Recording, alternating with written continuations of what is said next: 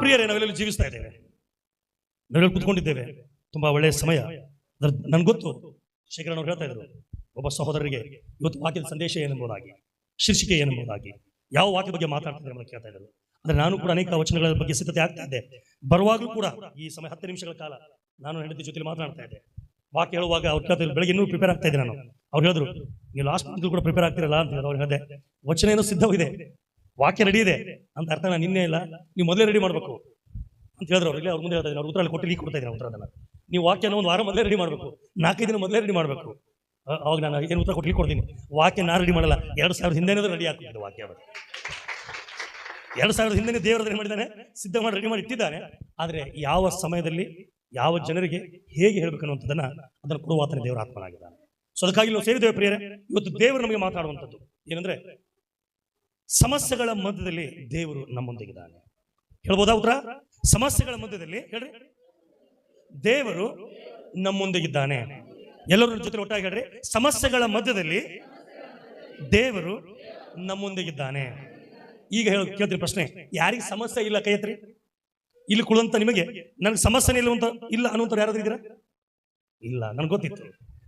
ನಾವೆಲ್ಲರಿಗೂ ಸಮಸ್ಯೆ ಇದೆ. ಈ ಸಮಸ್ಯೆಯಲ್ಲಿ ಇನ್ನೊಂದು ಸಮಸ್ಯೆ ಏನು ಗೊತ್ತಾ? ಸಮಸ್ಯೆ ಇದೆ ಎಲ್ಲರಿಗೂ, ಒಳ ಕುಂತವ್ರಿಗೂ ಸಮಸ್ಯೆ ಇದೆ, ಹೊರಗಡೆ ಇದ್ದವ್ರಿಗೂ ಸಮಸ್ಯೆ ಇದೆ.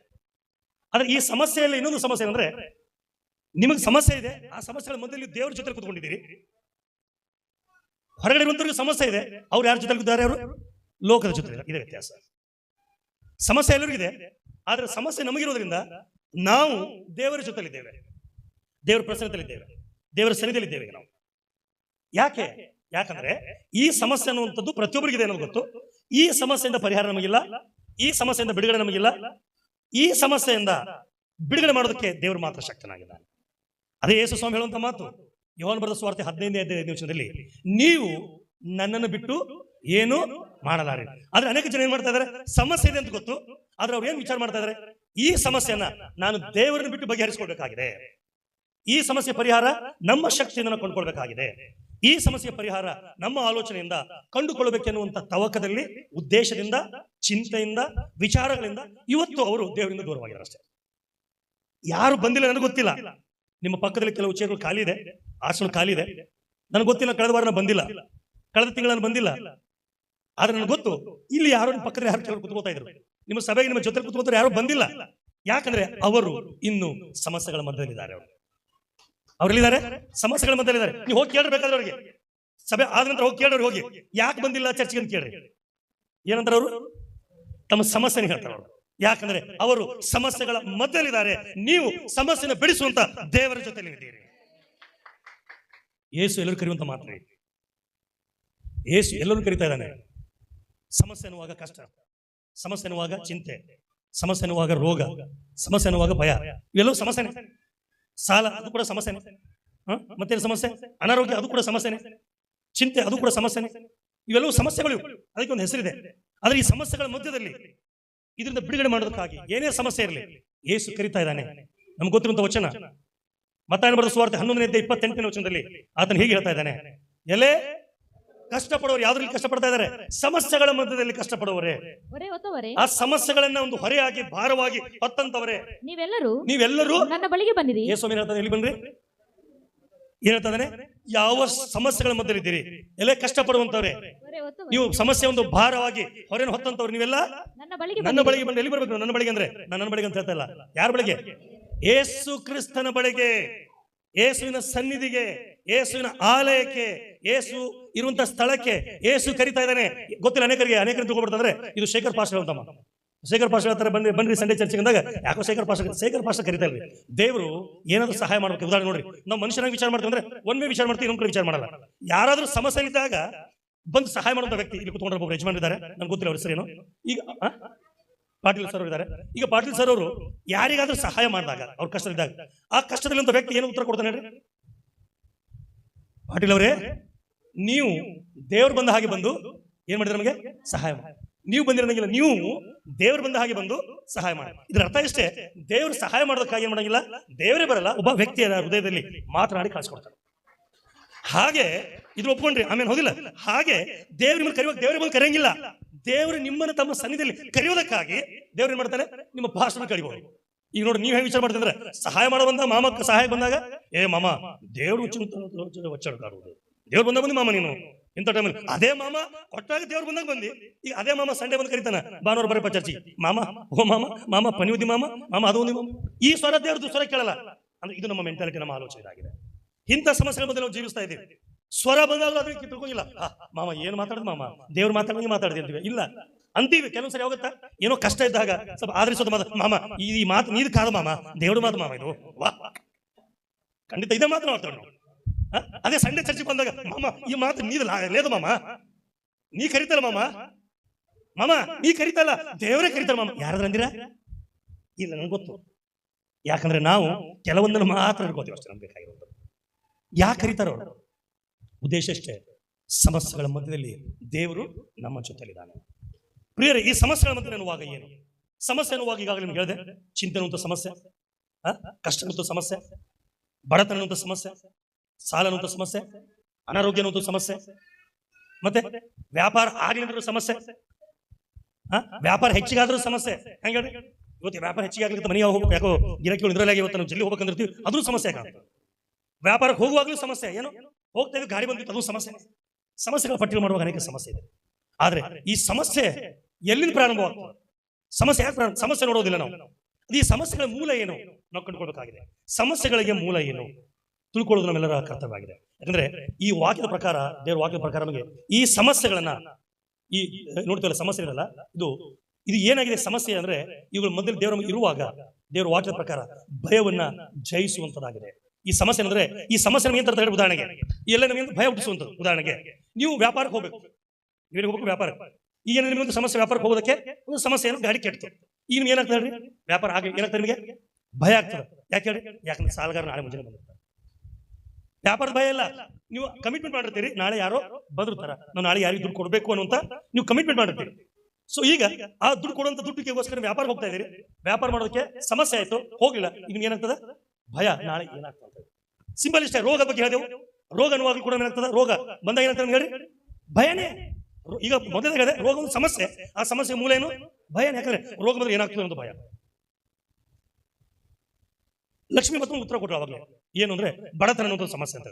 ಈ ಬಡತನ ತಿಳ್ಕೊಂಡು ವಿಚಾರ ಮಾಡ್ತಾರೆ, ಚಿಂತೆ ಮಾಡ್ತಾರೆ. ಬಡತನ ಏನಾಗ್ತದೆ, ಚಿಂತೆ ಮಾಡಿದಾಗ ಏನಾಗ್ತದೆ, ಭಯ ಆಗ್ತದೆ. ಯಾಕಂದ್ರೆ ಅಯ್ಯೋ ಚಿಂತೆ, ರಾತ್ರಿ ನಿದ್ದೆ ಆಗ್ತಲ್ಲ, ಯಾಕೆ ಚಿಂತೆ ಉಂಟದ, ನಾಳೆ ಹೆಂಗ್ ಮಾಡ್ಬೇಕು ಏನೋ ಭಯ ಆಗಿದೆ, ಮಕ್ಕಳು ಹೆಂಗ್ ಬೆಳೆಸ್ಬೇಕನ್ನೋ ಭಯ ಆಗ್ತಾ ಇದೆ, ಅವ್ರಿಗೆ ಹೇಗೆ ಸಾಕ್ಬೇಕನ್ನೋ ಭಯ ಆಗ್ತಾ ಇದೆ.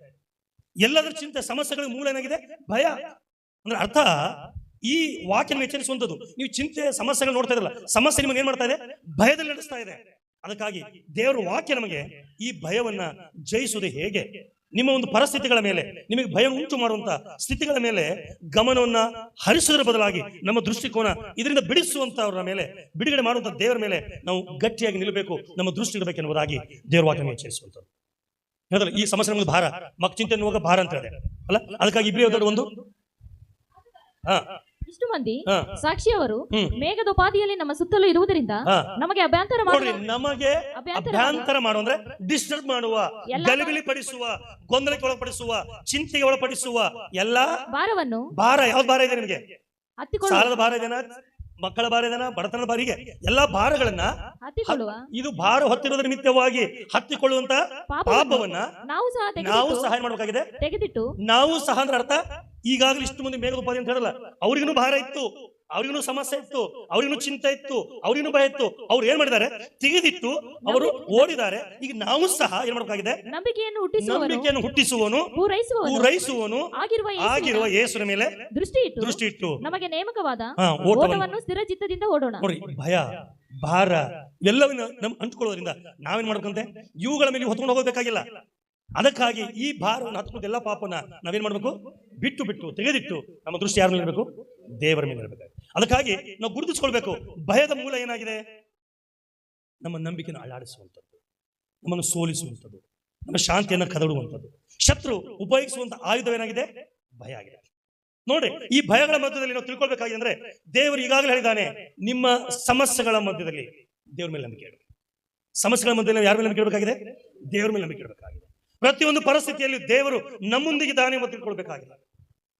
ಪ್ರತಿಯೊಂದು ಪರಿಸ್ಥಿತಿ ದೇವರು ನಮ್ಮೊಂದಿಗೆ ತಿಳ್ಕೊಳ್ಬೇಕಾಗಿದೆ. ನೋಡಿ, ಈ ಭಯ ಅನ್ನುವಾಗ ನಾವು ಹೇಳೋದು ಯಾವ್ದಾದ್ರು ಭಯ ಪಡ್ತೀರಿ, ಎಲ್ಲ ಸಮಸ್ಯೆ ಚಿಂತೆ ಎಲ್ಲ ಆಯ್ತು, ಮತ್ತೆ ಯಾವ್ದು ಭಯ ಪಡ್ತೀವಿ ನಾವು, ಚಿಂತೆ, ರೋಗ, ರುಚಿನ ಎಲ್ಲ ಆಯ್ತು. ಮತ್ತೆ ಮನುಷ್ಯ ಯಾವ್ದು ಭಯಪಡ್ತದ?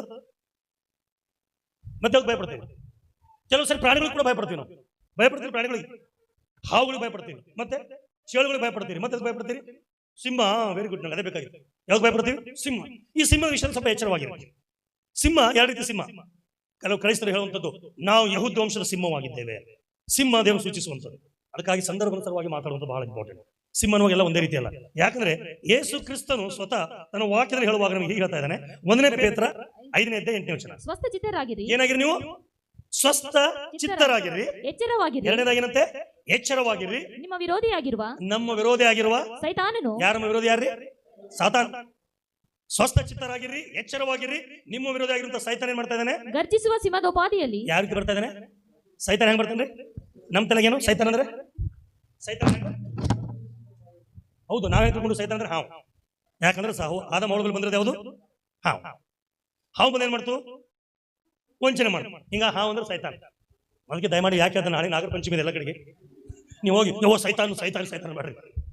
ಅವರೆಲ್ಲ ದೇವ್ರ ತರುವಾಗ ನೀವು ಸೈತಾನ್ ಸೈತಾನ್ ಅಂದ್ರೆ ಜಗಳ ಆಗಿ, ಈಗ ಕಾಲಮಾನ ಬಹಳ ಸೂಕ್ಷ್ಮ ಅದ. ಸುಮ್ಮನೆ ಜಗಳ ಹಾಕೊಂಡು ಗುದ್ದಾಡಕ್ ಹೋಗ್ಬಾರ್ದು. ಯಾಕಂದ್ರೆ ಬರೇ ಆದಿಕಾಂಡದಲ್ಲಿ ಮಾತ್ರ ಸರ್ಪಕ್ಕೆ ಹೇಳಿದ್ರೆ, ಇಲ್ಲಿ ಹೇಳ್ತಾನೆ ಹೊಸ ಒಡಂಬಡಿಕೆಯಲ್ಲಿ ಸ್ವಸ್ಥ ಚಿತ್ತರಾಗಿರಿ, ಎಚ್ಚರವಾಗಿರಿ. ನಿಮ್ಮ ವಿರೋಧಿ ಆಗಿರುವ ಸೈತಾನನು ಹೆಂಗ್ ಬರ್ತಾ ಇದ್ದಾನೆ? ಸಿಂಹದೋಪಾದಿಯಲ್ಲಿ. ಸೈತಾನ ಸಿಂಹಕ್ಕೆ ಯಾಕೆ ಹೋಲಿಕೆ ಮಾಡಿದ್ರೆ ಗೊತ್ತಾ? ಇಲ್ಲಿ ಸಿಂಹಕ್ಕೆ ಸೈತಾನ್ ಯಾಕೆ ಹೋಲಿಕೆ ಮಾಡಿದ್ರೆ ಹೇಳಿ? ಏನು ಕಣಿಕರ ಬರಲ್ಲ, ಮತ್ತೆ ಗರ್ಜಿಸ್ತಾನೆ. Very good. ನೋಡ್ರಿ, ಸಿಂಹ ಅದು ಕಾಡಿನ ರಾಜ. ಸಿಂಹ ಏನಾಗಿದೆ? ಕಾಡಿನ ರಾಜ. ಅಂದ್ರೆ ಅರ್ಥ ಕಾಡಿಗೆ ರಾಜ ಆಗ್ಬೇಕಂದ್ರೆ ಭಾರಿ ಪರ್ಸೆಂಟ್ ಇದೆ ಇಲ್ಲ. ಪರ್ಸನಾಲಿಟಿ ಒಂದು ಪ್ರಾಣಿ ಯಾವ್ದ್ರಿ? ಆನೆ. ಶಕ್ತಿ ಯಾವ್ದು ಹೆಚ್ಚಿಗದ? ಆನೆಗೆ. ಈ ಇಂಥ ಸಿಂಹ ಒಂದು ಕಾಯಕ್ರೆ ಸಾಕ, ಅಲ್ಲೇ ಶಕ್ತಿ ಇದೆ, ಬಲ ಇದೆ, ಎಲ್ಲ ಇದ್ರು ಏನಾದ್ರು ಕಾಡಿನ ರಾಜ. ಕಾಡಿನ ರಾಜ ಯಾವುದು? ಇದು. ಯಾಕೆ ಇದು ಏನ್ ಮಾಡ್ತಿದ್ರೆ? ಗರ್ಜನೆ. ಏನ್ ಮಾಡ್ತಿದ್ರಿ? ಗರ್ಜನೆ. ಈ ಗರ್ಜನೆಗೆ ಗರ್ಜಿಸುವಾಗ ಎಲ್ಲಾ ಪ್ರಾಣಿಗಳು ಏನ್ ಮಾಡ್ತಾವಂತ? ಹೆದರ್ತಾವ. ಇದ್ರ ಗರ್ಜನೆಗೆ ಎಲ್ಲ ಎಂತ ಬಲಿಷ್ಠವಾಗಿರೋ ಗರ್ಜನೆಗೆ ಹೆದರ್ತಾವ. ಹಾಗೆ ಸೈತಾನ್ ಕೂಡ ನಮ್ಮನ್ನ ಏನ್ ಮಾಡ್ತಾ ಇದ್ದಾನೆ? ಗರ್ಜಿಸುವಂತ ಸಿಂಹದ ಉಪಾದಿಯಲ್ಲಿ. ಹಳೆ ಮಟ್ಟಿಗೆ ದಾನಿನ ಪುಸ್ತಕ ಬರುವಂತಹ ಸಿಂಹ ಅದ್ಯಾವ ಸಿಂಹ? ಯೂದ ಕುಲ ವಂಶದ ಸಿಂಹ. ಅದು ಸುಮ್ಮನೆ ಅಲ್ಲಿ ಸಿಂಹ ಗರ್ಜನೆ ಮಾಡಿಲ್ಲ. ಇಲ್ಲಿ ಈ ಸಿಂಹ ಏನ್ ಮಾಡ್ತಾ ಇದ್ದು? ಗರ್ಜಿಸುವಂತ ಸಿಂಹ.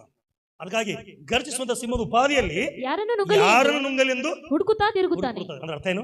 ಈ ಸೈತಾನ್ ಅನ್ನುವಾಗ, ಸಮಸ್ಯೆ ಅನ್ನುವಾಗ, ಈ ಸೈತಾನ ಏನ್ ಮಾಡ್ತಾನೆ? ಭಯ ಹುಟ್ಟಿಸ್ತಾನೆ.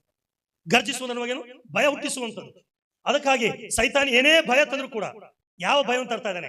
ಈ ಭಯಗಳ ಮಧ್ಯದಲ್ಲಿ ಭಯವನ್ನು ಹುಟ್ಟಿಸಿ, ಆ ಭಯವನ್ನು ನಮಗೆ ಮುಳುಗಿಸಿ ನಮ್ಮನ್ನ ಏನ್ ಮಾಡ್ತಾನೆ? ಸಂಪೂರ್ಣವಾಗಿ ತಾನು ನುಂಗಿ ಬಿಡ್ತಾನೆ. ಸಂಪೂರ್ಣ ಸೈತಾನ ವಶಕ್ಕೆ ಆಗುತ್ತೆ. ಯಾಕಂದ್ರೆ ನಮ್ಗೆ ಏನ್ ಬಂದಿರುವಂತ ಭಯ, ಅಯ್ಯೋ ಹ್ಯಾಂಗ್ ಮಾಡಿ ಪ್ರಾರಂಭದ ಸಮಸ್ಯೆ ಅನ್ನುವಾಗ ಭಯ, ಚಿಂತೆ ಅನ್ನುವಾಗ ಭಯ. ಈ ಭಯ ಬಂದು ನಮ್ಗೆ ಏನ್ ಮಾಡ್ತಾನೆ? ಅದನ್ನು ತನ್ನ ವಶ ತೆಗೆದುಕೊಳ್ತಾನೆ. ನಾವು ಆತನಿಗೆ ಒಳಗಾಗ್ತೀವಿ. ಯಾರಿಗೆ? ಸೈತಾನಿಗೆ. ಅವಾಗ ಸೈತಾನ ಮಾಡ್ತಾನೆ ನಮ್ಮನ್ನ ಸಂಪೂರ್ಣವಾಗಿ ತನ್ನ ವಶ ಇಟ್ಕೊಂಡು ದೇವರಿಂದ ದೂರ ಮಾಡಿ. ಅದು ದೇವರು ವಾಕ್ಯ ಎಚ್ಚರಿಸುವಂಥದ್ದು. ಸಿಂಹದ ಉಪಾದಿಯಲ್ಲಿ ಯಾರು ನುಂಗಲೆಂಬುದಾಗಿ ಗರ್ಜಿಸುವಾಗ ಆ ಸಿಂಹಗಳ ಮಧ್ಯದಲ್ಲಿ ನಮ್ಮ ದೇವರು ತಿರುಗಾಡುವಂತ ದೇವರಾಗಿದ್ದಾನೆ. ಅದಕ್ಕಾಗಿ ಕೀರ್ತನೆಗಾರ ಬಹಳ ಚೆನ್ನಾಗಿ ಬರೀತಾ ಇದ್ದಾನೆ. 57ನೇ ಅಧ್ಯಾಯಕ್ಕೆ ಹೋಗೋಣ. ಕೀರ್ತನೆ 57ನೇ ಅಧ್ಯಾಯ 4ನೇ ವಚನಕ್ಕೆ ಬನ್ನಿ. ಕೀರ್ತನೆ 57ನೇ ಅಧ್ಯಾಯ 4ನೇ ವಚನ. ಸಿಂಹಗಳ ಮಧ್ಯದಲ್ಲಿ ಸಿಕ್ಕಿದ್ದೇನೆ. ಓ, ಯಾರ ಮಧ್ಯದಲ್ಲಿ? ಸಿಂಹಗಳ. ಇಲ್ಲಿವರೆಗೆ ಒಂದು ಸಿಂಹ ಅಲ್ಲ, ಒಂದು ಸಿಂಹ ಅಲ್ಲ. ಗರ್ಜಿಸುವ ಸಿಂಹ ಒಂದಲ್ಲ, ಲೋಕದ ಸಿಂಹ ಒಂದಿಲ್ಲ. ಆತನ ಮರಿಗಳಿಗೆ ಸೈನ್ಯ ಇದೆ. ಸೈತಾನ ಒಬ್ಬಂಟಿಗೆ ದೂತರಿದ್ದಾರೆ. ದೇವರು ವಾಕ್ಯ ಅಂತದ್ದು ಏನ್ ಮಾಡಿದ್ದೇನೆ? ಸಿಂಹಗಳ ಮಧ್ಯದಲ್ಲಿ ಸಿಕ್ಕಿದ್ದೇನೆ. ಏನಂತ ಮನುಷ್ಯರು? ಬೆಂಕಿ ಕಾರುವ ಸಿಂಹ ಏನ್ ಕಾರ್ತದ್ರಿ? ಗರ್ಜನೆ. ಇವ್ರೇನ್ ಕಾರ್ತಾರ? ಬೆಂಕಿ ಕಾರುವ ಜನ ಮನುಷ್ಯರ ನಡುವೆ ಬಿದ್ದಿದ್ದೇನೆ. ಅವರ ಹಲ್ಲುಗಳು ಶತ್ರು ಬಾಣಗಳು, ಅವರ ಮಾತುಗಳು, ಅವರ ಹಲ್ಲುಗಳು, ಅವರ ಆಯುಧಗಳು ಏನಂತವ? ಅದವಾದ ಚೂಪ್. ಈಗ ಸಿಂಹದ ಹಲ್ಲು ಹೆಂಗಿರ್ತಾವ್ರಿ? ಅದನ್ನು ಹಂಗೆ ಸಿಂಹ ಹಲ್ಲುಗಳು ಕೂಡ ಚೂಪೆ. ಹಾಕಿಬಿಟ್ರೆ ಮುಗಿಸ್ಕೊಳಕ್ಕಾಗಲ್ಲ. ಹಾಗೆ ಸೈತಾನನು ಉಪಾದಿಯಲ್ಲಿ ಅದ್ರ ಉಗುರು ಚೂಪ್ ಹೋಗ್ಲಿ ಹೊಡಿತದ ಕಲಾಸ ಕಲಾಸ ಮಾಂಸನೇ ಬರ್ತದೆ. ಹಲ್ಲಿ ಹಿಡಿದ ಮುಗಿ ತಪ್ಪಿಸ್ಕೊಳ್ಳಿಕ್ಕೆ ಸಾಧ್ಯ ಇಲ್ಲ, ಸಾಯಲೇಬೇಕು. ಆ ರೀತಿ ಅದಕ್ಕಾಗಿ ಈ ಗರ್ಜಿಸುವ ಸಿಂಹ ಅದು ತನ್ನ ಪಂಜೆಯಿಂದ, ತನ್ನ ಹಲ್ಲುಗಳಿಂದ, ತನ್ನ ಒಂದು ಶಬ್ದದಿಂದ ಜನರು ಭಯಪಡಿಸಿ ಮಾಡುತ್ತೆ, ಸಂಪೂರ್ಣವಾಗಿ ನಾಶ ಮಾಡುತ್ತೆ. ಹಾಗೆ ಇವತ್ತು ನಾವುಗಳು ಕೂಡ ಯಾವುದ್ರ ಮಧ್ಯದಲ್ಲಿದ್ದೇವೆ? ಸಿಂಹಗಳ ಮಧ್ಯದಲ್ಲಿ. ಪ್ರತಿಯೊಂದು ಪರಿಸ್ಥಿತಿ ಮಧ್ಯದಲ್ಲಿ ನಾವಿದ್ದೇವೆ, ನಾವು ಸಿಕ್ಕೊಂಡ್ಬಿಟ್ಟಿದ್ದೇವೆ. ಅದಕ್ಕಾಗಿ ಪ್ರಾರಂಭದಲ್ಲಿ ಹೇಳಿದ್ದೇವೆ, ಸಮಸ್ಯೆಗಳ ಮಧ್ಯದಲ್ಲಿ ದೇವರು ಯಾರಿಂದಿದ್ದಾನೆ? ನಮ್ಮೊಂದಿಗಿದ್ದಾನೆ. ಹೇಳ್ಬೋದು ಮತ್ತೊಂದು ಸರಿ, ಸಮಸ್ಯೆಗಳ ಮಧ್ಯದಲ್ಲಿ ದೇವರು ನಮ್ಮೊಂದಿಗಿದ್ದಾನೆ. ಭಯದ ಮಧ್ಯದಲ್ಲಿ ದೇವರು ನಮ್ಮೊಂದಿಗಿದ್ದಾನೆ. ವಚನ ಹೇಳುವಂಥದ್ದು, ನಾನು ಸಿಂಹಗಳ ಮಧ್ಯದಲ್ಲಿ ಸಿಕ್ಕಾಕೊಂಡು ಬಿದ್ದಿದ್ದೇನೆ. ಯಾರ ಮಧ್ಯೆ ಸಿಕ್ಕಾಕೊಂಡು ಬಿಟ್ಟಿನೋ? ಅದಕ್ಕಾಗಿ ಗಾದಿ ಮಾತದರಿ, ಎಲ್ಲಾದ್ರೂ ಯಾರೋ ಸಿಕ್ಕಾಕೊಂಡು ಬಿಟ್ಟಾಗ, ಏನೊಂದು ಪರಿಸ್ಥಿತಿ ಬಂದಾಗ ಅದನ್ನು ಉಪಯೋಗಿಸಬೇಕಾದ್ರೆ ಮಾತಾಡ್ತಾರೆ. ಏನಂದ್ರೆ ಮಕ್ಕಳನ್ನಾಗಲಿ, ಮಕ್ಕಳು ಯಾವ್ದು ಕಷ್ಟದಿದ್ದಾರ, ಇನ್ನೊಂದು ಸಮಸ್ಯೆ ಇದೆನಾ, ಇನ್ನೊಂದು ಬಹಳ ಎಚ್ಚರಿಕೆಯಿಂದ ನಾವು ಬಗೆಹರಿಸಬೇಕಾ, ಇದೊಂದು ಮಾತಾಡ್ತಾರೆ. ಅಂದ್ರೆ ಬಟ್ಟೆ ಎಲ್ಲಿ ಬಿದ್ದ, ಮುಳ್ಳಿನ ಮೇಲೆ ಬಿದ್ದದ, ಬಟ್ಟೆ ಎಲ್ಲಿ ಮೇಲೆ ಬಿದ್ದದ, ಮುಳ್ಳಿನ ಮೇಲೆ ಬಿದ್ದದ. ಈಗ ಏನ್ ಮಾಡ್ಬೇಕದನ್ನ? ಹಾಗೆ ಈಗ ನಮ್ಮ ಪರಿಸ್ಥಿತಿ ಹೇಗಿದೆ? ಸಿಂಹಗಳ ಮಧ್ಯದಲ್ಲಿದ್ದೇವೆ, ಸಮಸ್ಯೆಗಳ ಮಧ್ಯದಲ್ಲಿದ್ದೇವೆ. ಆದ್ರೆ ನಮ್ಮನ್ನ ದೇವರು ಬಹಳ ಎಚ್ಚರಿಕೆಯಿಂದ ಬಿಡಿಸ್ತಾರೆ. ಬಿಡಿಸಲು ಆತನೇ ಶಕ್ತನು. ಯಾಕಂದ್ರೆ ಅದು ಬಿಡುಗಡೆ ಕೊಡೋದಕ್ಕಾಗಿ ಬಂದಿದ್ದಾನೆ. ದೇವರು ಪ್ರತಿಯೊಂದು ಪರಿಸ್ಥಿತಿಯಲ್ಲಿ ನಮ್ಮೊಂದಿಗೆ ಇರ್ತೇನೆ ಎಂಬುದು ವಾಗ್ದಾನ ಮಾಡಿದ್ದಾನೆ. ದಾನಿಯೇಲನ ಬಗ್ಗೆ ನಮ್ಮೆಲ್ಲರಿಗೂ ಗೊತ್ತು. ದಾನಿಯೇಲನಿಗೆ ನಿಜವಾದ ಸಿಂಹದ ಗಮೇಲೆ ಹಾಕಿದ್ರು. ದಾನಿಯೇಲನಿಗೆ ನಿಜವಾದ ಸಿಂಹದ ಗಮೇಲೆ ಹಾಕಿದ್ರು. ಯಾಕೆ ಹಾಕಿದ್ರೆ? ಯಾವ್ದಕ್ಕೋಸ್ಕರ?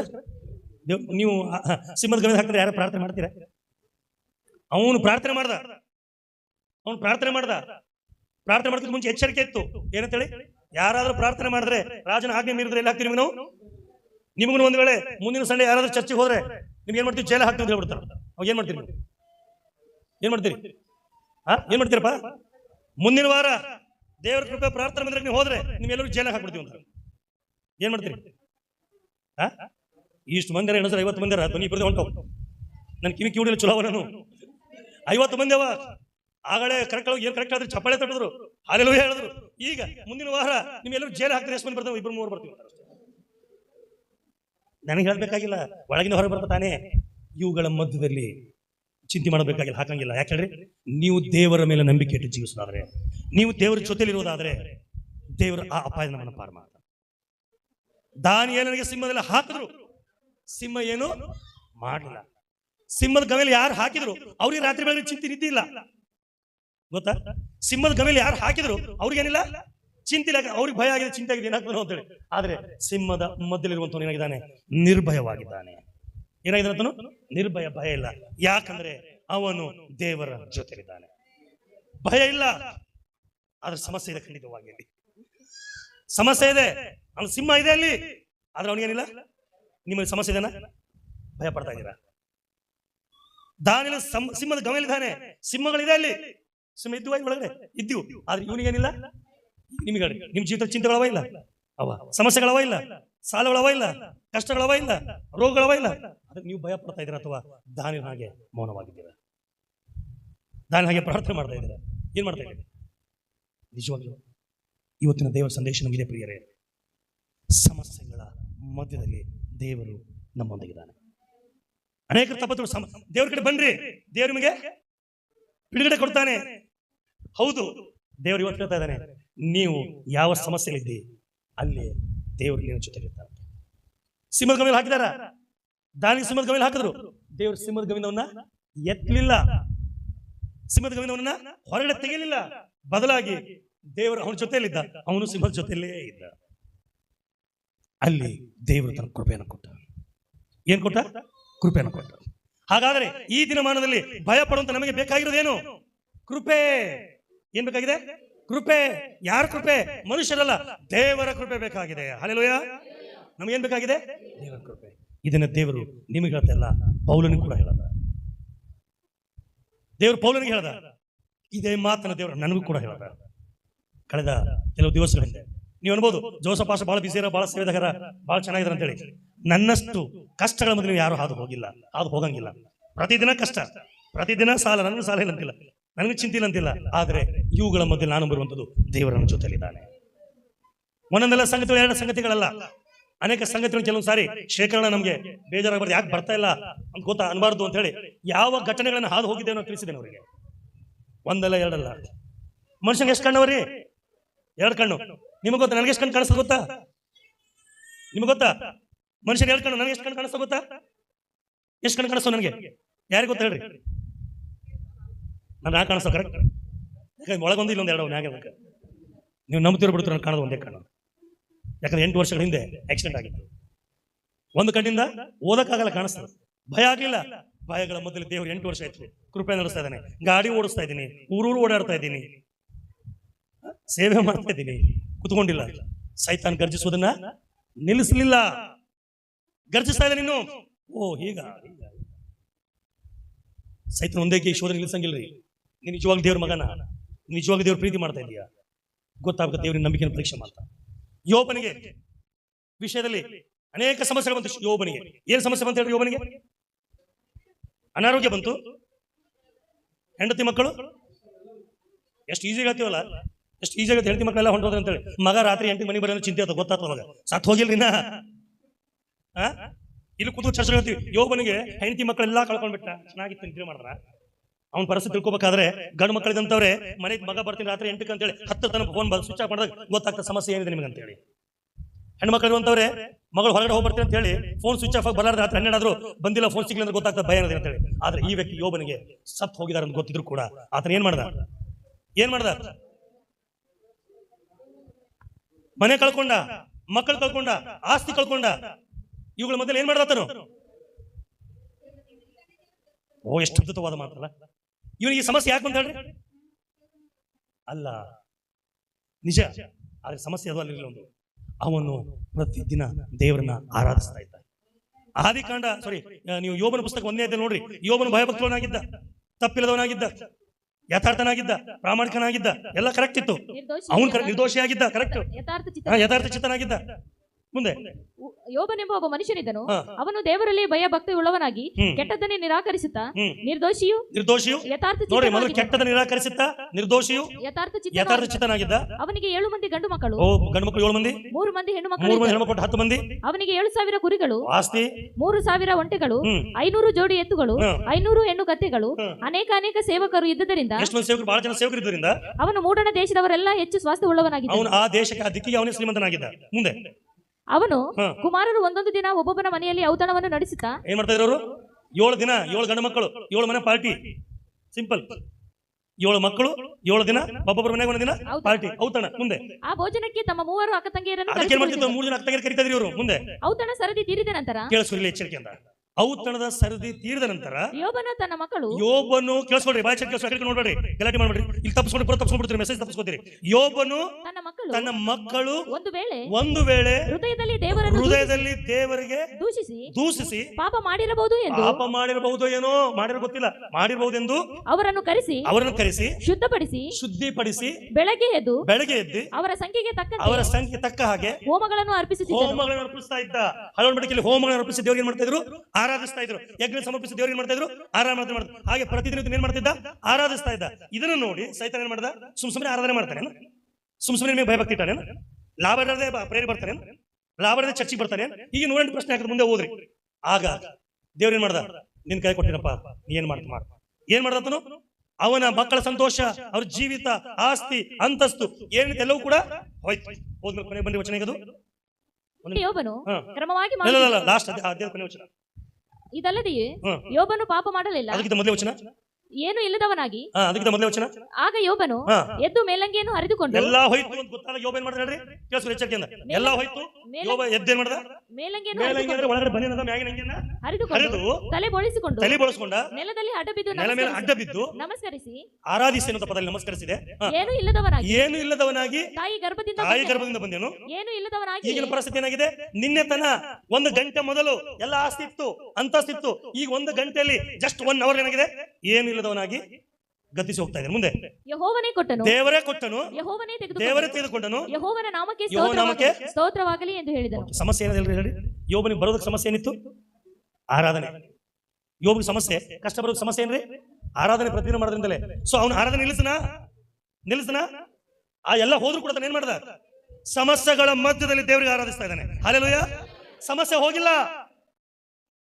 ಸಮಸ್ಯೆಗಳ ಮಧ್ಯದಲ್ಲಿ ದೇವರಿಗೆ ಆರಾಧಿಸ್ತಾ ಇದ್ದಾನೆ. ಇವತ್ತು ನೀವು ಹೇಳಿ, ಒಂದು ಫೋನ್ ಬಂದ್ರೆ ನಾವು ಸಮಸ್ಯೆ, ಫೋನು, ಸಮಸ್ಯೆ, ಕಷ್ಟ, ಸಮಸ್ಯೆ, ವ್ಯಾಪಾರ, ಇವುಗಳ ಮಧ್ಯದಲ್ಲಿ ದೇವರಿಗೆ ಆರಾಧಿಸ್ತೀರಾ?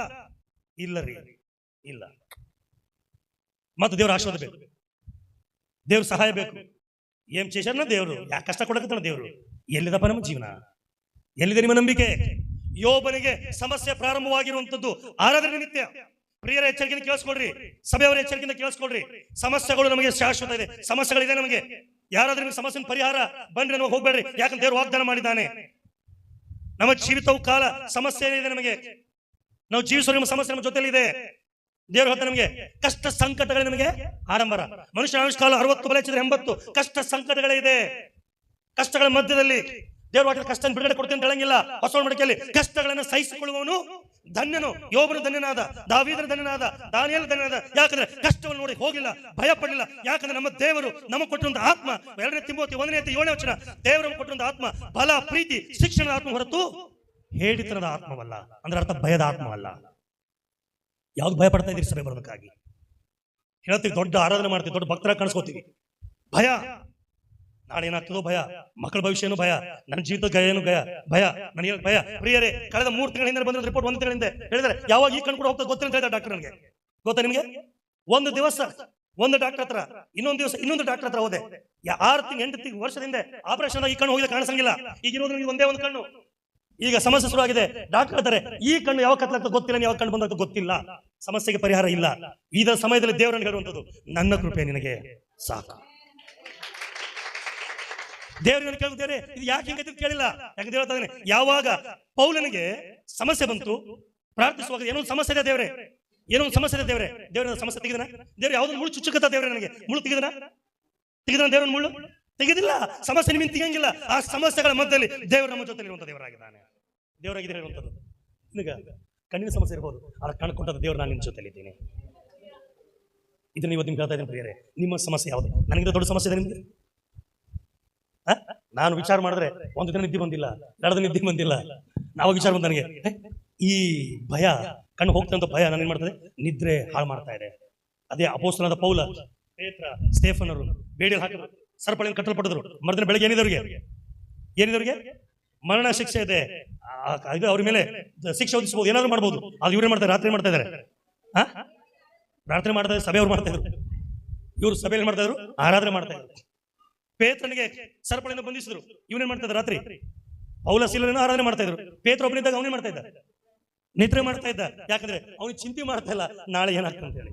ನಾಳೆ ಹಿಡ್ಕೊಂಡು ಏನ್ ಮಾಡ್ತಾ ಗೊತ್ತಿಲ್ಲ, ಅದ್ರ ಕಣ್ಣಿಗೆ ಕಾಣಿಸ್ತಾ ಇದೆ, ಕೈಯಲ್ಲಿ ನೋಡ್ತಾ ಇದ್ದಾನೆ, ಸರಪಳಿಗಳಿದೆ, ಚೈನ್ಗಳಿದೆ. ನಾಳೆ ಬೆಳಗ್ಗೆ ಅಧಿಕಾರಿಗಳ ಮುಂದೆ ಸಿಲುಬೆ ಹಾಕ್ಬೋದು, ಮರಣದಂಡ ಶಿಕ್ಷೆ ಕೊಡ್ಬೋದು. ಮರಣ ಅವನ ಮುಂದೆ ಇದೆ, ಆದ್ರೆ ಇವನಿಗೇನ್ ಬರ್ತಾ ಇದೆ? ನಿದ್ರೆ ಬರ್ತಾ ಇದೆ. ಯಾರಿಗೆ ಭಯದವ್ರು ನಿದ್ರೆ ಬರ್ತದೇನ್ರಿ? ಚಿಂತೆ ಇದೆ, ಸಾಲದ ನಿದ್ದೆ ಬರ್ತಾ ಇಲ್ಲ, ರೋಗದ ನಿದ್ರೆ ಬರ್ತಾ ಇಲ್ಲ. ಆದರೆ ಯಾಕಂದ್ರೆ ಆ ಭಯ ಇರೋದ್ರಿಂದ ನಿದ್ರೆ ಬರ್ತಾ ಇಲ್ಲ. ಇಲ್ಲಿ ದೇವರ ಸೇವಕನು ಪೌಲನು, ಪೇತ್ರನು ನಿದ್ರೆ ಮಾಡ್ತಾನೆ. ಯಾಕಂದ್ರೆ ಅವನ ಜೊತೆ ಯಾರಿದ್ರು? ದೇವರಿದ್ದ. ದಾನಿಯೇಲನು ಸಿಂಹದ ಗವಿಯಲ್ಲಿ ನಿದ್ರೆ ಮಾಡ್ತಾ ಇದ್ದಾನೆ. ಅವನಿಗೆ ಸಿಂಹದ ಗವಿಯಲ್ಲಿ ಹಾಕಿರುವಂತ ಅರಸ ನಿದ್ರೆ ಬರ್ತಾ ಇಲ್ಲ. ಇವನೇನ್ ಮಾಡ್ತಾ ಇದ್ದಾನೆ? ನಿದ್ರೆ ಮಾಡ್ತಾನೆ. ಯಾಕಂದ್ರೆ ಅವನ ಜೊತೆಲಿ ಯಾರಿದ್ದ? ದೇವರಿದ್ದ. ಅದಕ್ಕಾಗಿ ಸಮಸ್ಯೆಗಳ ಮಧ್ಯದಲ್ಲಿ ದೇವರು ನಮ್ಮೊಂದಿಗಿದ್ದಾನೆ. ಹಲ್ಲೆಲೂಯಾ. ಇದಕ್ಕೆ ಹೆಚ್ಚಿಗಾಗಲ್ಲ. ನಿಮ್ಗೆ ಸಮಸ್ಯೆ ಇಲ್ಲ ಅಂತ ಹೇಳಕ್ ಬಂದಿಲ್ಲ, ಸಮಸ್ಯೆ ಇದೆ. ನನಗೊಂದು ಸಮಸ್ಯೆ ಇದೆ, ಹೇಳ್ತಾನೆ ಸಮಸ್ಯೆ. ನಿಮ್ಮ ಸಮಸ್ಯೆ ಏನು ಬೇಕಾಗಿಲ್ಲ. ಅದಕ್ಕಾಗಿ ಪ್ರಾರ್ಥನೆ ಮಾಡಿಸ್ಕೊಂಡು ನಂಬಿಕೆಯಿಂದ ಬಂದಿರಾ, ಅದೇ ನಂಬಿಕೆಯಿಂದ ಪ್ರತಿ ವಾರ ಬರ್ರಿ, ದೇವ್ರ ಬಳಿಗೆ ಬನ್ರಿ. ಯಾಕಂದ್ರೆ ದೇವರೇ ಪರಿಹಾರ, ದೇವರೇ ಬಿಡುಗಡೆ. ನೀವು ಎಲ್ಲರಿಗೂ ದೇವ್ರ ಜೊತೆಲಿ ಇರ್ತೀರಿ, ಖಂಡಿತವಾಗಿ ದೇವರು ನಿಮಗೆ ಬಲ ಕೊಡ್ತಾನೆ. ಸೊ ಈ ರೀತಿ ಆಯ್ತು. ಸುಮ್ಮನೆ ಸಹಿತ ನನಗೂ ಕೂಡ ಬಲ ಹಿಂಗೆ ಮಾಡೋದು. 1 ದಿವಸ ಇಲ್ಲ, 2 ದಿನ ಈಗಿಲ್ಲ, ಕಿಸ್ದಾಗ ಓಡಾಡ್ತೀನಿ, ಎಲ್ಲಿ ಹೋಗ್ತೀನಿ ಬರ್ತೀನಿ. ಏನ ನೋಡ್ರಿ, ಡಾಕ್ಟರ್ ಕರೆದು ಹೇಳಿದ್ರು, ನಾನು ಜೋಸಫ್ ಬಂದೇನು ಬಂತು.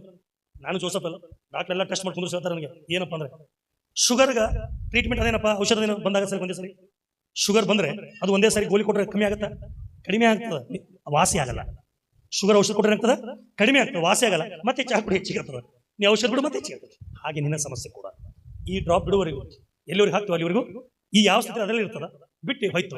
ಸೊ ಅದಕ್ಕಾಗಿ ಜೊತೆಲೇ ತೊಂದರೆ ಆಡ್ತೀವಿ. ಒಂದು ಗ್ರಾಮ ಹಾಗಂತ ಕುತ್ಕೊಂಡಿಲ್ಲ, 100 ಕಿಲೋಮೀಟರ್ ಡ್ರೈವಿಂಗ್ ಮಾಡ್ತಾನೆ ಇದ್ದೀವಿ, ಓಡಾಡ್ತಾನೆ ಇದ್ದೀವಿ. ಒಂದು ದಿವಸ ಭಾನುವಾರ ಅಷ್ಟಿಲ್ಲ. ಈಗಾಗಲೇ ಹೇಳಿದೆ, ಬೆಳಿಗ್ಗೆ ಸಭೆ ಮುಗಿಸ್ಕೊಂಡಿದ್ದೀನಿ, 1 ಗಂಟೆ ತನಕ ನಿಮ್ಮ ಜೊತೆಲಿ ಇರ್ತೀನಿ. ನಾನು ಅದ್ರ ಮೇಲೆ ಇರಕ್ಕಾಗಲ್ಲ, ಯಾಕಂದ್ರೆ ಮತ್ತೊಂದು ಫೋನ್ ಬಂದೇ ಬರ್ತದೆ ನನಗೆ. 1:15 ಇರಲೇಬೇಕು. ಯಾಕಂದ್ರೆ ಪ್ರಿಯರೇ, ಈ ಲೋಕದಲ್ಲಿ ಈ ಲೋಕದಲ್ಲಿ ನಿಮಗೆ ಏನಿದೆ? ಈ ಲೋಕದಲ್ಲಿ ನಿಮಗೆ ಸಂಕಟ ಉಂಟು, ಧೈರ್ಯವಾಗಿರಿ, ನಾನು ಲೋಕವನ್ನ ಜಯಿಸಿದ್ದೇನೆ. ಯಾರು ಅಂತ ಮಾತು?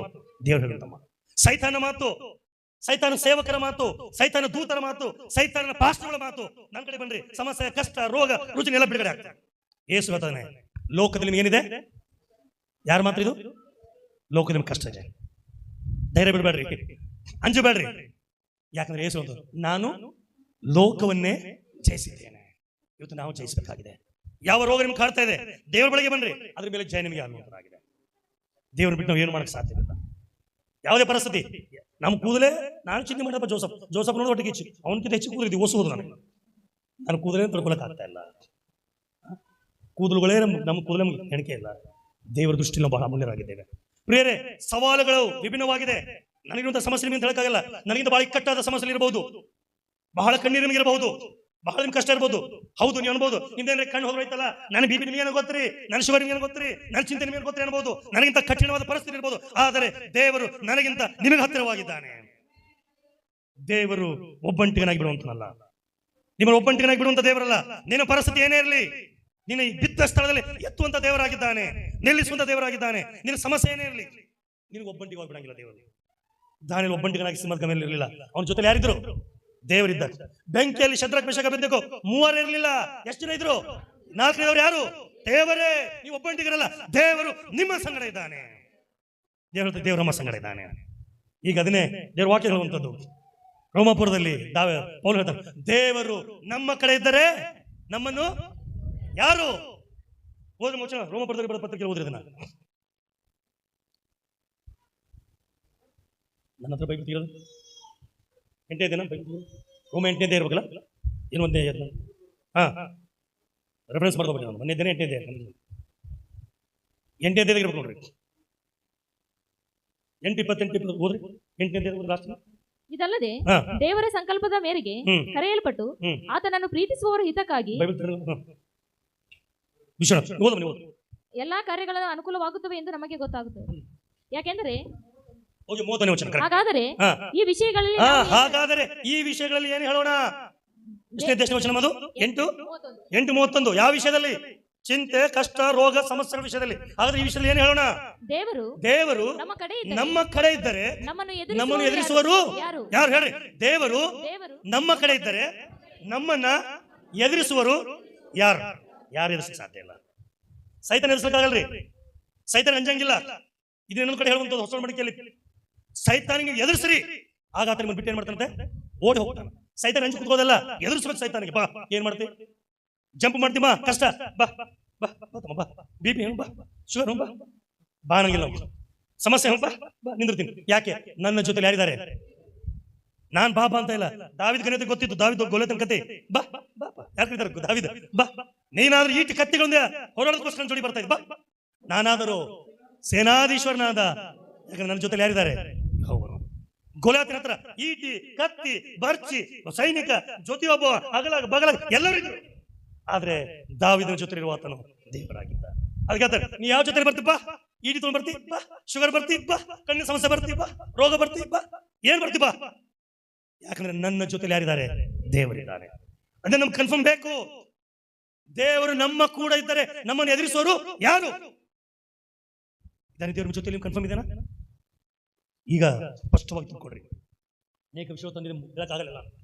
ಇವುಗಳ ಮಧ್ಯದಲ್ಲಿ ಅನ್ನುವಂಥದ್ದು ಬರೀ ಒಂದು ಭಯ. ನಾನು ಹೆಂಡತಿ ಗೊತ್ತು, ಇಂಥವು 5 ಪಾಯಿಂಟ್ ಇದೆ. ನಾನು ಬರೀ ಸಿಂಹಗಳ ಮಧ್ಯೆ ಅಂತ ಹೇಳಿದ್ದೀನಿ. ಅದು ಇಂಥ 5 ಪಾಯಿಂಟ್ಗಳು ಸಾಧ್ಯ ಆದ ಬಂದ ನೋಡೋಣ. ಮುಳ್ಳುಗಳ ಮಧ್ಯದಲ್ಲಿ, ಚೀಳುಗಳ ಮಧ್ಯದಲ್ಲಿ, ಹಾವುಗಳ ಮಧ್ಯದಲ್ಲಿ, ಇವೆಲ್ಲ ಏನು ಸೂಚಿಸುವ ಮುಂದಿನ ದಿನಗಳು ನೋಡೋಣ. ಬರೀ ಭಯ ಸಿಂಹಗಳ ಮಧ್ಯೆ ನೋಡಿದಷ್ಟೇ. ಈಗ ಉದಾಹರಣೆಗೆ ನಾವೆಲ್ಲ ದೇವ್ರು ನಂಬಿದ್ದೇವೆ. ದೇವ್ರ ಮಕ್ಕಳು ತಾನೆ, ನಾವೆಲ್ಲರೂ ದೇವ್ರ ಮಕ್ಕಳು. ಯಾಕಂದ್ರೆ ದೇವ್ರ ವಾಕ್ಯ ಯೋಹಾನ 1:12 ಯಾರ್ಯಾರು ಆತನ ಅಂಗೀಕರಿಸಿದರು ಅಂದ್ರೆ ಆತನ ಹೆಸರ ಮೇಲೆ ನಂಬಿಕೆ ಇಟ್ಟರು ಅವರೆಲ್ಲ ಏನಂತೆ? ದೇವ್ರ ಮಕ್ಕಳು, ದೇವ್ರ ಮಕ್ಕಳು. ಈಗ ಉದಾಹರಣೆಗೆ ವಿಶ್ವನಾಥ ಇದ್ದಾನೆ, ಲಕ್ಷ್ಮಿ ಇದ್ದಾಳೆ, ನಿಮಗೆಲ್ಲರೂ ಮಕ್ಕಳಿದ್ದಾರೆ, 2 ಲಕ್ಷ್ಮಿಗಳಿದ್ದೀರಿ, ಎಲ್ಲರೂ ಮಕ್ಕಳಿದ್ದಾರೆ. ನಿಮ್ಮ ಮಕ್ಕಳು ಕೇಳಿ ತಗೊಂಡಿದ್ದೀರಿ. ಈಗ ನಿಮ್ಮ ಮಕ್ಕಳು ನಿಮ್ಮ ಪಕ್ಕದಲ್ಲಿ ಕೂತ್ಕೊಂಡಿದ್ದಾರೆ. ಈಗ ಅವ್ರಿಗೆ ಭಯ ಇದೆ ಏನಾದ್ರು? ಯಾರ ಕಳ್ಕೊಂಡು ಹೊಡಿತಾನೆ ಭಯ ಇದಾನ? ನಾಳೆಗೆ ಏನ್ ಮಾಡ್ಕೊಂಡು ಭಯ ಇದಾನ? ಊಟ ಏನ್ ಮಾಡ್ಕೊಂಡು ಭಯ ಇದಾನ? ಅವ್ರಿಗೆ ಜ್ವರ ಬಂದ್ರೆ ಭಯ ಪಡ್ತಾರ? ಜೋಸಫ್, ಜ್ವರ ಬಂದ್ರೆ ಮಕ್ಕಳು ಭಯ ಪಡ್ತಾರ? ಕೆಮ್ಮು ಬಂದ್ರೆ ಭಯ ಪಡ್ತಾರ? ಅವ್ರು ಕುರಿತಾಗೆಲ್ಲ ಯಾರು ಚಿಂತಿಸ್ತಾರ? ತಂದೆ ತಾಯಿಗಳು. ಹಾಗೆ ಪರಲೋಕ ದೇವರನ್ನ ನೀವು ತಂದೆಯಾಗಿ ಮಾಡ್ಕೊಂಡ್ರೆ ನೀವು ಚಿಂತೆ ಮಾಡೋದು ಬೇಕಾಗಿಲ್ಲ, ನೀವು ಆಲೋಚನೆ ಮಾಡೋದು ಬೇಕಾಗಿಲ್ಲ, ನೀವು ವಿಚಾರ ಮಾಡೋದು ಬೇಕಾಗಿಲ್ಲ. ಯಾಕಂದ್ರೆ ದೇವರು ತಾನೇ ನಮಗೋಸ್ಕರ ಚಿಂತಿಸುವಂತ ದೇವರಾಗಿದ್ದಾನೆ. ನೀವು ಕನ್ಫರ್ಮ್ ಮಾಡ್ಕೊಡ್ರಿ, ನಾ ದೇವ್ರ ಮಗನಾಗಿದ್ದಾನೆ, ಮಗಳಾಗಿದ್ದಾನೆ ಅಷ್ಟೇ. ನೀವು ಒಂದ್ ವೇಳೆ ಇಲ್ಲ ಚಿಂತೆ ಮಾಡ್ರಿ. ನನಗೆ 2 ಮಕ್ಕಳ, ಗಂಡು ಮಕ್ಕಳು, ಒಬ್ಬ ಬೆಂಗಳೂರಿಗೆ ಇರ್ತಾನೆ, ಒಬ್ಬ ನಮ್ಮ ಜೊತೆ ಇರ್ತಾನೆ. ನಮ್ಮ ಜೊತೆ ಚಿಂತೆ ಮಾಡಲ್ಲ ಮಗ. 8 ಹೇಳೋದಕ್ಕೆ ಚಿಂತೆ ಮಾಡಲ್ಲ, ಊಟ ಸರಿಯಾಗಿ ಚಿಂತೆ ಮಾಡಲ್ಲ, ಹೇಳಕ್ ಚಿಂತೆ ಮಾಡಲ್ಲ, ಬಟ್ಟೆ ವಯಸ್ಸಾಗಿ ಚಿಂತೆ ಮಾಡಲ್ಲ, ಯಾವ್ದು ಚಿಂತೆ ಮಾಡಲ್ಲ. ಇನ್ನೊಬ್ಬ ಬೆಂಗಳೂರಾಗ ಪಾಪ ಜ್ವರ ಬಂದದ, ಪಾಪ ಏನು ತಿಂದಿಲ್ಲ, ಅವ್ನು ಚಿಂತೆ ಮಾಡ್ಬೇಕು. ನಡೀತದಪ್ಪ, ದೂರಿದ್ದೀರಿ, ನಾ ಏನು ಊಟ ಮಾಡ್ಬೇಕು ಚಿಂತೆ ಮಾಡ್ಬೇಕು, ಮುಂಜಾನೆ ಹೇಳ್ಬೇಕಂತ ಚಿಂತೆ ಮಾಡ್ಬೇಕು. ಯಾಕಂದ್ರೆ ಮಗ ಇದ್ದಾನೆ, ಅವನಲ್ಲಿದ್ದಾನೆ, ದೂರದಲ್ಲಿದ್ದಾನೆ, ಅವನೇ ಚಿಂತೆ ಮಾಡ್ಕೊಳ್ಬೇಕು. ಇನ್ನೊಬ್ಬನು ಮಗ ಇದ್ದಾನೆ, ಜೊತೆಲಿದ್ದಾನೆ, ಅವನೇನು ಚಿಂತೆ ಮಾಡಲ್ಲ. ಯಾಕಂದ್ರೆ ಅವ್ನು ಯಾರ ಜೊತೆಲಿದ್ದಾನೆ? ಹಾಗೆ ನೀವು ನಾನು ದೇವರ ಜೊತೆಯಲ್ಲಿ ಇರುವುದಾದರೆ ನಮಗೇನು ಚಿಂತೆ ಮಾಡೋ ಅವಶ್ಯಕತೆ ಇಲ್ಲ. ಅದಕ್ಕೆ ಕನ್ಫರ್ಮ್ ಏನ್ ಬೇಕು? ಇವತ್ತು ದೇವರು ನಮ್ಮ ಜೊತೆಯಲ್ಲಿ, ದೇವರು ವಾಗ್ದಾನ ಮಾಡಿದ್ದಾನೆ, ಯುಗದ ಸಮಾಪ್ತಿವರೆಗೂ ಎಲ್ಲಾ ದಿವಸ ನಿಮ್ಮ ಸಂಗಡ ಇರ್ತೇನೆ ಎಂಬುದಾಗಿ. ಆದ್ರೆ ಸಮಸ್ಯೆ, ನಾವು ದೇವ್ರ ಸಂಗಡ ಇದ್ದೀವ? ದೇವ್ರ ವಾಗ್ದಾನ ನಮ್ಮ ಸಂಗಡ ಇರ್ತಾನೆ, ದೇವ್ರ ನಮ್ಮ ಸಂಗಡ ಇದ್ದಾನೆ, ನಾವು ದೇವ್ರ ಸಂಗಡ ಇದ್ದೀವ? ದೇವ್ರ ಜೊತೆ ನಾವಿದ್ದೀವ? ಇದು ಬಹಳ ಉತ್ತಮ ಪ್ರಶ್ನೆ. ನಾವು ದೇವ್ರ ಬಿಟ್ಟು ದೂರ ಮಾಡ್ತಾ ಇದ್ದೀವಿ. ಮಕ್ಕಳು ಎಲ್ಲವರಿಗೆ ತಂದೆ ತಾಯಿಗಳು ಕಾಣಿಸ್ತಾರೋ ನಿಶ್ಚಿಂತ ಇರ್ತಾರೆ. ಈಗ ಅದೇ ಮಗನಿಗೆ, ಮಗಳಿಗೆ ತಂದೆ ತಾಯಿ ಕಾಣಿದ್ರೆ ಏನಾಗ್ತವರಿಗೆ ಭಯ ಬರ್ತದೆ. ಹಾಗೆ ಸೈತಾನು ನಮ್ಮನ್ನು ದೇವರಿಂದ ದೂರ ಮಾಡ್ತಾರೆ. ದೇವರಿಂದ ದೂರ, ದೇವರ ಹಾಲಿಂದ ದೂರ, ದೇವರ ಸನ್ನಿಧಿಯಿಂದ ದೂರ, ದೇವರ ಪ್ರಸನ್ನತೆಯಿಂದ ದೂರ, ದೇವರ ಮನೆಯಿಂದ ದೂರ, ದೇವರ ಸಮ್ಮುಖದಿಂದ ದೂರ ದೂರ ದೂರ ದೂರ ಮಾಡಿದಾಗ ಅವಾಗ ಏನಾಗ್ತದೆ, ನಿಮಗೆ ಭಯ ಬರ್ತದೆ.